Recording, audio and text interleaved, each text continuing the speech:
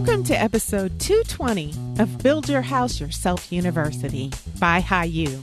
I'm your host and fellow student, Michelle Nelson, and together we'll learn the basics of home design and construction and demystify the building process so we can make informed decisions and build quality dream homes with or without a general contractor.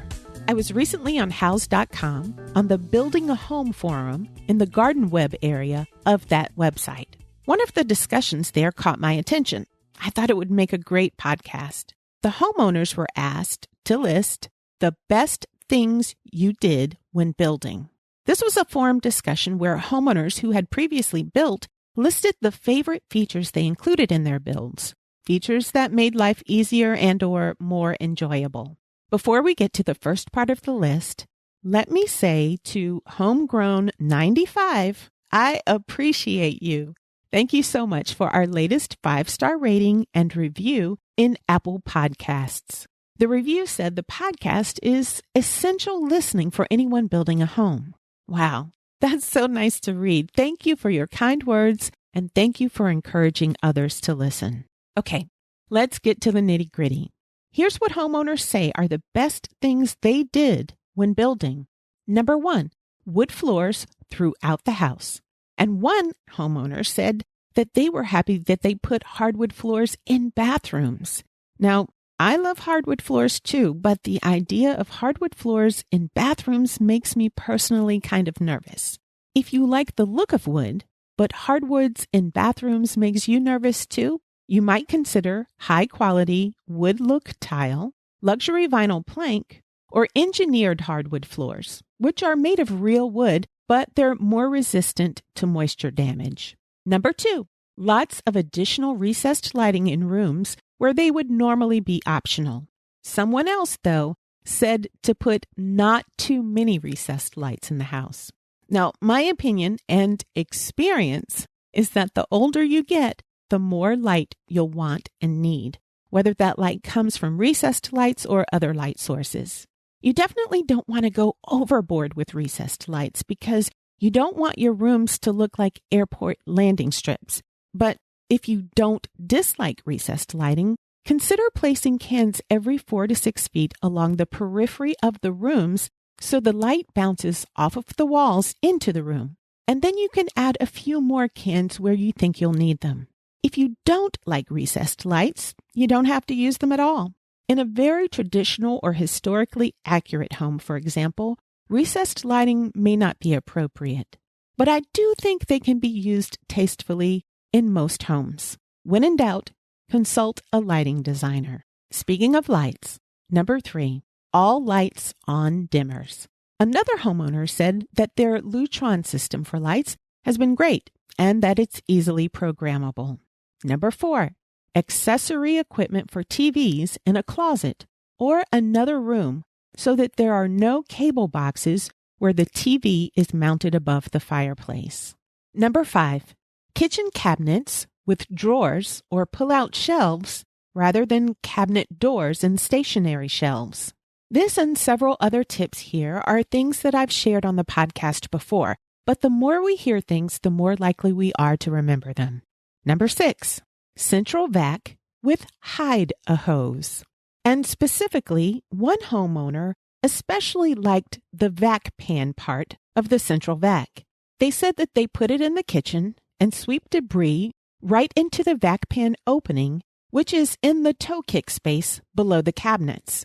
That vac pan sucks the dirt away and eliminates the need for a dustpan. They said that if they would build another house, they would put a vac pan in the master bathroom as well. And because I want to present varying opinions, there was also a comment that said that they would no longer want a central vac because of Roomba. You can learn more about central vacuum systems in episode 146. Number 7, orienting the house so that the largest public spaces face south to take advantage of the most natural light, and avoiding west-facing windows, if possible, since those west-facing windows bring in uncomfortably hot afternoon sun. Number 8, a mail drop zone area with shelves and baskets for sorting mail. Below the counter, they put 2 pull-out trash bins, one for throwing away or recycling mail, and the other for shredding. And if you have the space and can add an electrical outlet in the area, you can put an actual shredder there. This mail drop zone encourages you to handle your mail as it comes in, as opposed to accumulating piles of mail over days or weeks. Number 9. Several people said to add lights to all closets and an electrical outlet in larger closets so that you could use a clothes iron or steamer or a hand vacuum. Number 10. Adding a Bloom servo drive unit on the pull-out trash bin and recycling bin. Bloom, spelled B-L-U-M, is the manufacturer, and the component is called servo drive. It allows you to bump a cabinet door or drawer with your knee or hip, and it opens up hands-free. This is helpful if you have dirty or full hands and need to open the trash bin. If you want to go a little less high-tech and usually less expensive, you can purchase a trash bin with a manual foot pedal. Number 11, heated floors in the master bathroom and in the mudroom if you live in a snowy climate. The heated floors feel nice underfoot, whether you live in a snowy climate or not, but they also help melt snow on boots and help water on floors evaporate faster. Heated floors range from $5 to $15 per square foot, averaging $10 to $12 per square foot. And even though they aren't ridiculously expensive, if you're someone who religiously wears slippers, heated floors in your master bathroom might not be worth the cost. Number 12, a home audio system. One person called his home audio system, quote, hands down my favorite part of my new house, end quote. You can get built-in speakers with music streaming through your house by calling the home automation or home theater business in your area. Number 13, an Onyx collection shower, which I had never heard of. The homeowner said, quote, it's expensive, but there is no tile and no grout lines to clean, end quote. The Onyx collection is a solid surface shower wall surround that comes in different styles and colors. Some are smooth, some are textured, and some look like tile with faux grout lines. I'll have a link in the show notes if you want to take a look. Other options for easier cleaning of the shower are using thin quartz slabs on the shower walls, large format tiles which have less grout, and any tile combined with epoxy grout, which is stain resistant and never has to be sealed. To learn more about epoxy grout, listen to episode 61. It's a short one.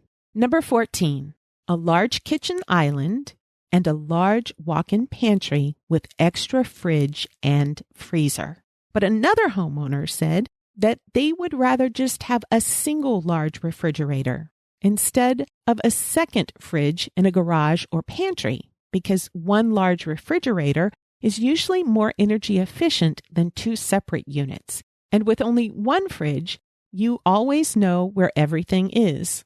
With 2 refrigerators or freezers, you might forget what items are where. Number 15, wide hallways. This homeowner made their main hallway in their house 5 feet wide. She said it's been incredibly useful since her daughter fractured a leg and needed a wheelchair for a while. The wider hallway allowed her to maneuver the wheelchair without bumping into walls. Standard hallways are about 4 feet wide. Expanding them to 5 or 5.5 feet or more will allow you to move more easily through the hallways if a walker or wheelchair is ever needed. And even if you never need a walker or wheelchair, wide hallways allow you to more easily take packages, laundry baskets, and furniture down halls. Number 16, well-planned outlet placement. Before you do your electrical walkthrough with your electrician, you'll want to think about where TVs and other electronics will go, and where you'll need outlets and USB ports for lamps, laptops, and phones. And think about whether you'll need floor outlets. I have a couple of episodes that'll help you think through your lighting and outlet placement. They're episodes 125 and 125.5 called Consider These 50 Things for Your Electrical and Lighting Plan and 21 bonus electrical and lighting plan tips. Number 17 on our list today is a laundry room near the master closet or other closets and bedrooms. Number 18, attention to water heater placement, so you don't have to wait for hot water. Homes with long distances between the water heater and the faucets can have a long wait time for hot water. You can turn the hot water tap on and you might have to wait a minute or even 4 before you get hot water. This is inconvenient and it wastes water and energy. To overcome this problem, you can place a tankless water heater in your master bathroom or in the kitchen so you can get so-called instant hot water. But if you want instant hot water throughout the house, request a recirculating system. A recirculating system is also called a recirculating pump, and it keeps water in the hot water supply pipe hot. That way, when you turn the tap on, you get hot water immediately. A water recirculation system can be added to a conventional or tankless water heater. Number 19, a bathroom accessible from outside. I think this is especially important if you spend a lot of time outside and your bathrooms are far away from your outdoor entertaining area. Number 20, exterior rigid foam insulation. This homeowner said the best thing he did when building was to cover the exterior of his house with rigid foam to stop the thermal bridging. Thermal bridging, remember, is the source of unwanted heat loss. Heat uses uninsulated framing lumber as a bridge to move into the house during the summer and to move out of the house during the winter. Heat is always trying to be with the cool kids, so heat naturally moves to cooler areas. Exterior rigid foam insulation stops the unwanted movement of heat, keeping outdoor heat outdoors and keeping indoor heat indoors. That homeowner said that the comfort was noticeably better and that heating and cooling bills greatly reduced. On my house, we're using Zip-R. Zip-R is insulated zip system sheathing. The Zip-R product combines insulation, wall sheathing, and a water and air barrier. So I'll have an insulated, air, and watertight building envelope. Number 21, a floor plan designed separating the master bedroom from the rest of the bedrooms. That homeowner said that their bedroom was on one side of the house near the kitchen and that the other 3 bedrooms were on the other side of the house, past the family room. And although they don't currently have children in the home, they say it's still a great layout for visiting guests because the guests can get up early and use the bathroom or do whatever they need to do without disturbing anyone in the master area. Number 22, installing a wood-burning Phoenix Green zero clearance fireplace. I'd never heard of this brand, but the homeowner said that it's super efficient. It's a wood-burning fireplace and it allows for venting heat to additional rooms. They said you can have a traditional or modern exterior and that they're easy to use and clean. He says he's pretty sure that he could heat the entire house with it if he wanted to. According to the Phoenix Green website, with the firebox door lifted, you can enjoy the warmth of a genuine open fire. And with the firebox door closed, you can get a full view through the panoramic window and maximum energy efficiency. I have no experience with this product, but it seems like a great option if you want a wood-burning fireplace.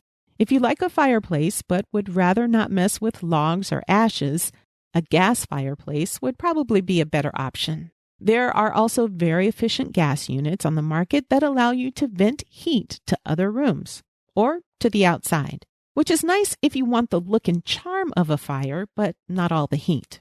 Other cool but pretty options are electric and ethanol fireplaces.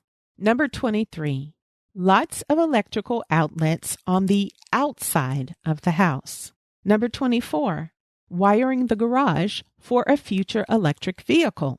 The electrician that I spoke to says that it costs just a few $100s extra to do this. Last on our list today is number 25, installing a whole house surge protection. Whole house surge protection protects your house against power surges from lightning or downed power lines. I knew nothing about whole house surge protection, so I did a little research, and I'll give you a miniature mini lesson here. So what exactly is a power surge?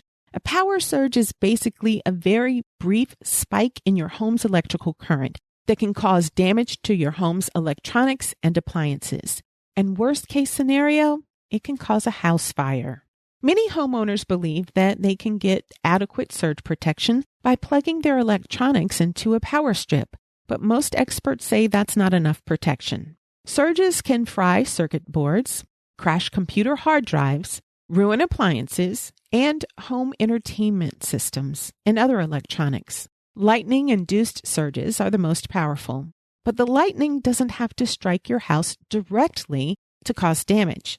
If lightning strikes near a power line, that can cause damage to your house. Another cause of a power surge is downed power lines, or another sudden change in electricity use, such as when high-powered electrical devices such as refrigerators, air conditioners, or even space heaters get turned on. We're especially susceptible to power surges from sudden changes in electricity if we have faulty wiring that affects your home's ability to withstand spikes. Tripped circuit breakers and short circuits in the wiring system can also lead to power spikes. A whole house surge protector is a device that's typically hardwired to your main electrical panel by an electrician. It protects your whole house against power surges. If lightning strikes nearby or some other electrical spike occurs in the main electrical line, the surge protector will reduce the surge before it enters your house. According to thisoldhouse.com, whole house systems should be rated to stop a 40,000 amp surge at minimum. Again, that's minimally, it should stop a 40,000 amp surge.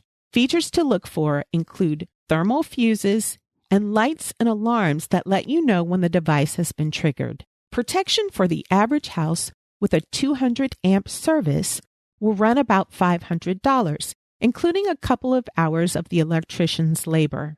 Separate but smaller whole house units are recommended for cable lines or a landline phone if you have one. Interestingly, This Old House says, quote, by themselves, whole house suppressors can't stop surges completely. Up to 15% of excess voltage may leak by, end quote. That's why it's recommended to combine the whole house surge protector with smaller plug-in surge protectors. These plug-in protectors can be used to protect individual appliances or electronics that are particularly precious to you. These plug-in protectors range from $70 to $350 per unit. The larger, more expensive plug-in units might be used for a home theater, for example. If you don't want to invest in a whole house surge protector, the best thing you can do if you're expecting a lightning storm is to unplug your computer and other expensive electronics, such as flat-screen TVs. This isn't a convenient solution, but it is cheaper than a surge protector. You'll also want to avoid plugging surge-sensitive electronic devices like TVs and computers into the same power strip with printers, air conditioners, or other appliances with large, powerful electric loads. Well, that was part 1. I'll finish the list in a couple of weeks. Be sure to subscribe to the show so the latest episodes automatically land in your podcast library, and you don't have to worry about looking for the latest episode. Well, that's it. I hope that you learned as much as I did, and I hope you'll join me again next time for the next episode of Build Your House Yourself University. BYHYU. Please remember that the purpose of this podcast is simply to educate and inform. It's not a substitute for professional advice. The information that you hear is based only on the opinions, research, and experiences of my guests and myself. That information might be incomplete, it's subject to change, and it may not apply to your project. In addition, building codes and requirements vary from region to region, so always consult a professional about specific recommendations for your home.